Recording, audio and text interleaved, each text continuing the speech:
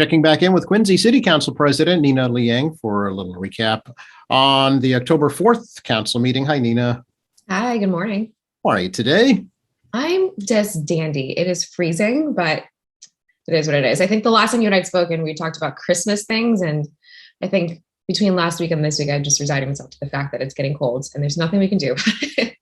Yes, as I recall, you banished me from speaking about that, so I'm not going to bring it up. Yes, no, I mean, okay, it is October now. So technically, I guess we could start talking about that. But Halloween hasn't even come yet and Thanksgiving. So Okay, fair enough. we talk about that before we talk about Christmas. Sounds good. Let's talk about the council still meeting remotely. Yes. We are, yeah. Okay. For the foreseeable future, do you think? Yeah, unless things again start to decline as far as rates go. I mean, look, we had spoken about this before, right? I mean, it's very much a, you know, sort of let's just take the information as it comes and make decisions as we go with as much information as possible that we're given. But when the governor extended the ability for us to meet remotely and continue to do so, I think it really gave us the tools to have this option to say, okay, well, if the rates go down and we don't need to use this virtual option anymore, great, right? But it's there if we need it. And turns out we did, right? I was really hoping that we'd be back in person this fall. But again, just over the course of the summer and still what's going on now with the continued increases of rates with the Delta variant. And then there is an additional variant of the Delta variant that's happening.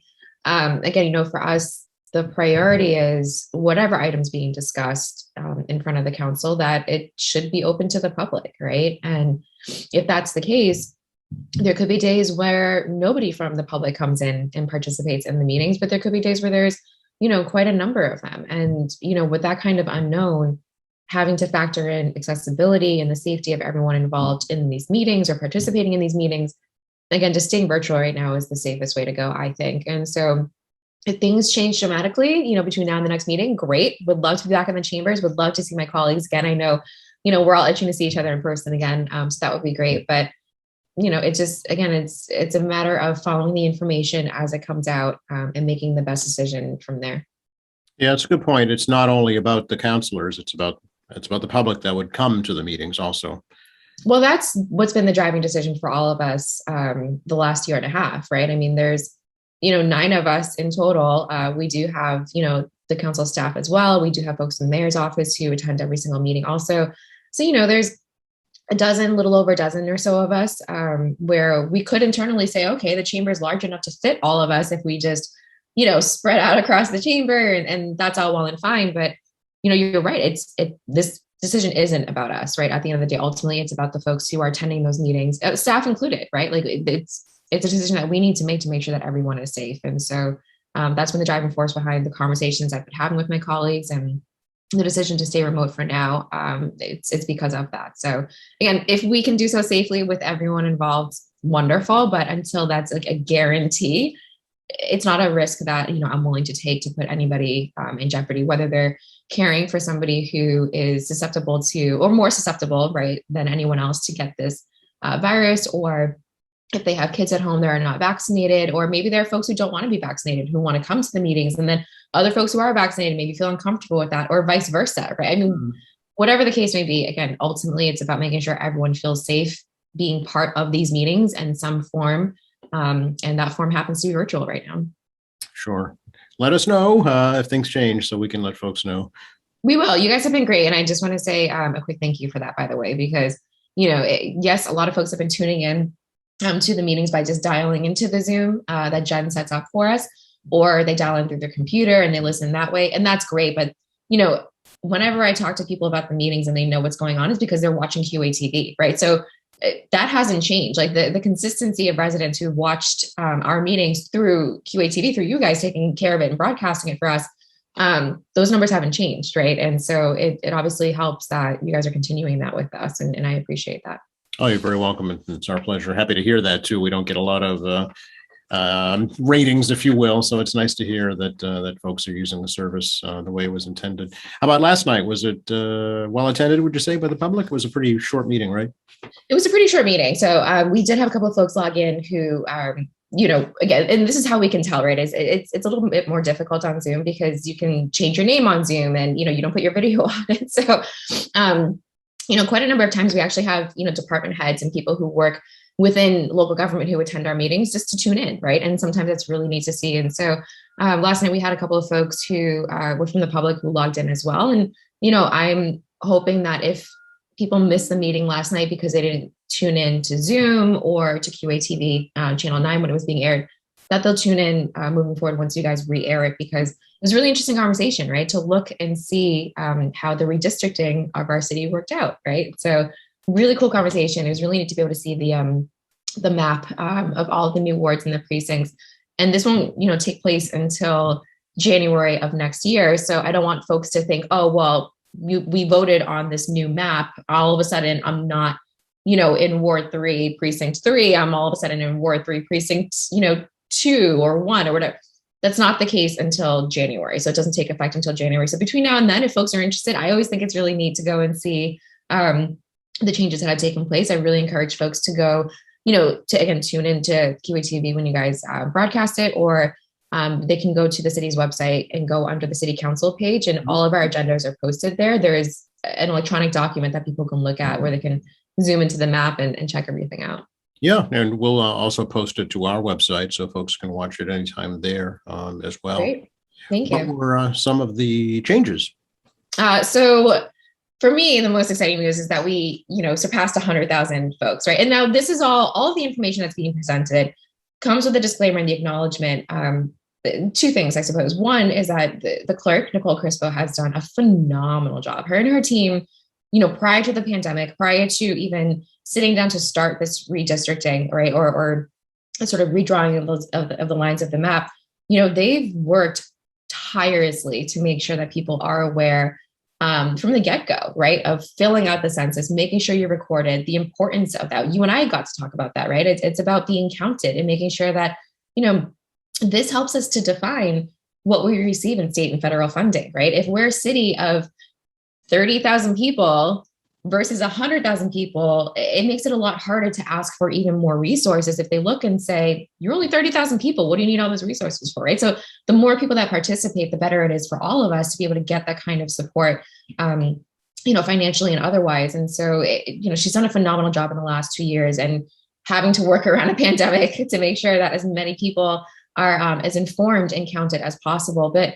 again, there's still folks, unfortunately, who fall through the cracks, maybe, in the midst of a move or in the midst of trying to figure out, do I still have a job during the pandemic, right? Like, what are my kids doing at school? I mean, there was a lot going on last year, so it adds this, additional layer of, I think, the struggle of trying to make sure that every singular person is counted. So was it perfect? Of course not. It's never perfect, right? There's no city or town across the United States that's ever perfectly counted with the residents. But if you look at the data and you look at the information that she was able to gather, it's an incredible achievement that she did. And so we are now officially over 100,000 residents.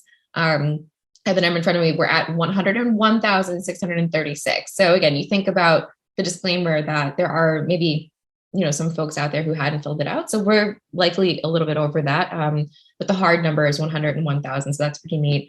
And what Nikki was able to do, instead of, creating additional precincts or wards, is that there is a number that you have to work within, right? So there are these restrictions that say, your precincts can't carry any less than, I think it's 3,200 residents and no more than 3,500, especially not approaching, the 4,000 mark. And given the influx of residents that have come in, right, to the apartment buildings, the condos, all of the above, right, new construction with multi-family homes, whatever the case may be, she was able to work every single precinct to make sure that we stayed within those parameters.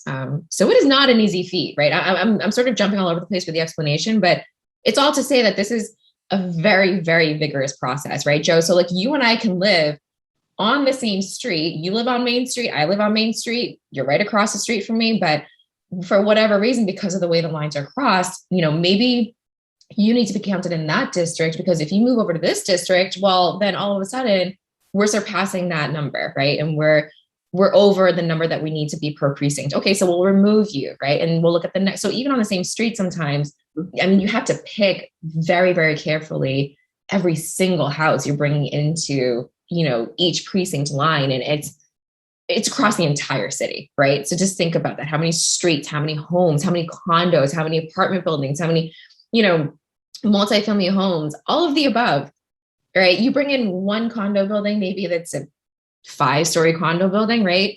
Bring it into this one precinct. Okay, well, we're not over, but now this one is significantly under. So do we move them back? But we can't, because then that one will be over. So all of that being said, she has done an absolutely remarkable job. And I really do highly encourage folks to take a look at the map. It's really impressive to see. Yeah, very much so. And she actually managed to eliminate one precinct, 3A down at the Southern Artery Senior Center. So integrated that back into Ward 2 Precinct 2. So we're actually back down to 30 precincts instead of 31.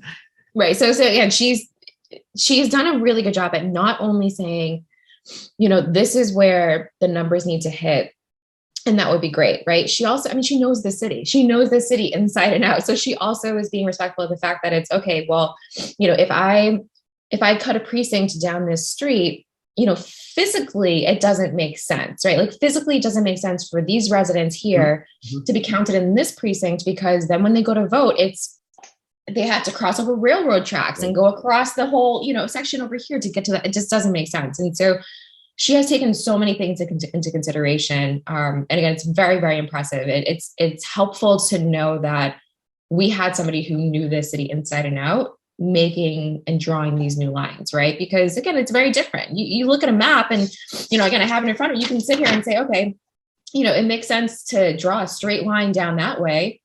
We hit our numbers, right? Like the precinct numbers, there's the right amount of people in each one. Great. Let's just draw that line. And then in practical application, again, you have to go across this massive railroad track and go down a main road and sit in traffic and go back the other way. So, it's so many things you have to factor in when you're doing this kind of work. It's, again, staying within those boundaries of the number of people you have per precinct.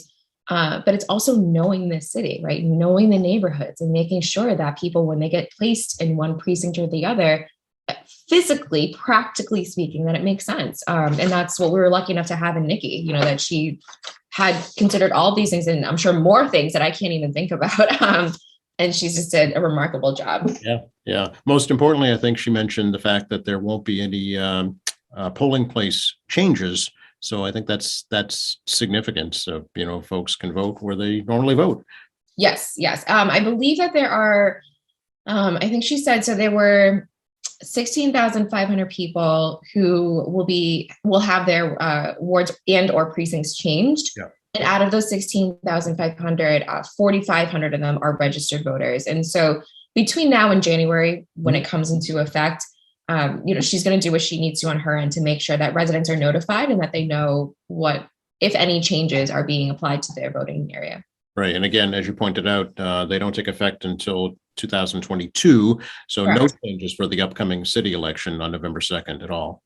Exactly. So all of this being said, come November 2nd, you still vote where you've always voted. And then in January, again, 2022, if there are any changes, again, I think there were about 4,500 registered voters that it does impact. But, it's really simple. Again, we, have the information on the city's website.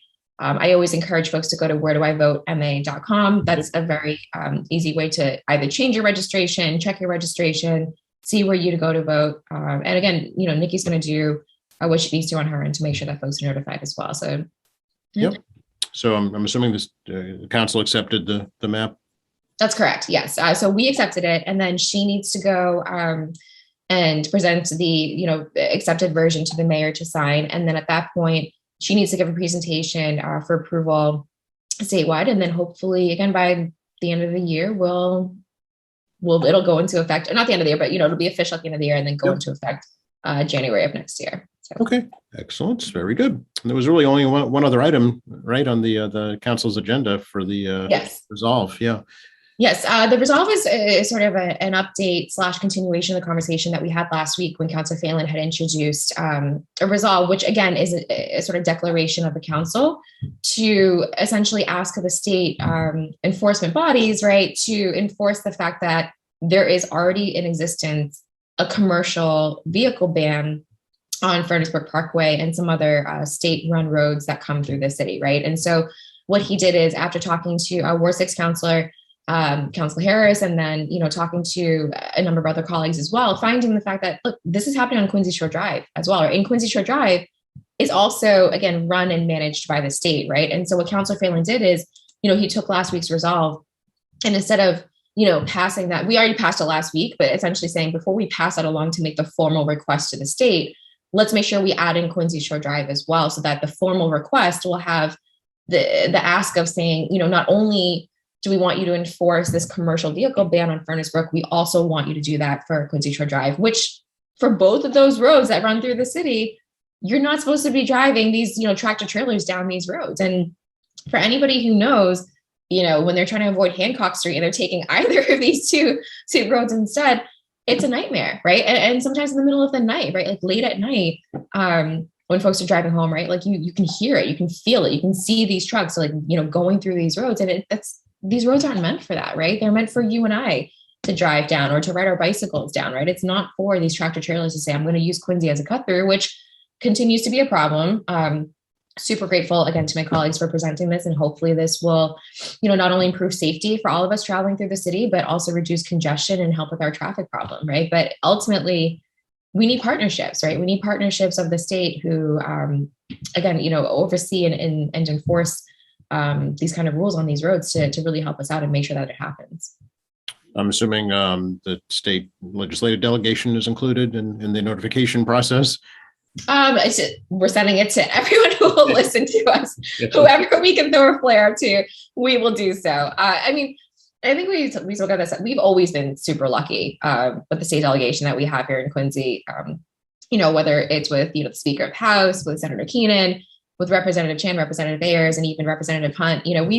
We've always had, as long as I've ever known anyway, they always have had an incredible state delegation and a relationship with them.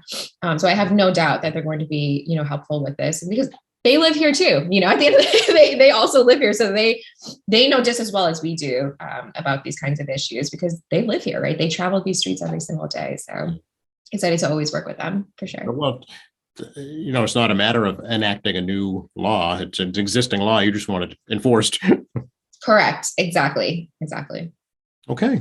Anything else at the meeting we should know about, Nina? That was it.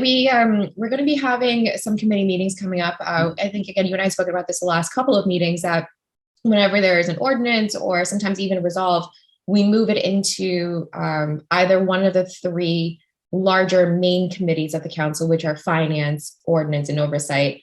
And then we have these smaller subcommittees. And so, again, depending on whether it's an ordinance item or a resolve item, sometimes when agenda items come in front of the council, we put them into these committees for more in-depth conversations. And so coming up, we do have an ordinance committee meeting that will be scheduled later on.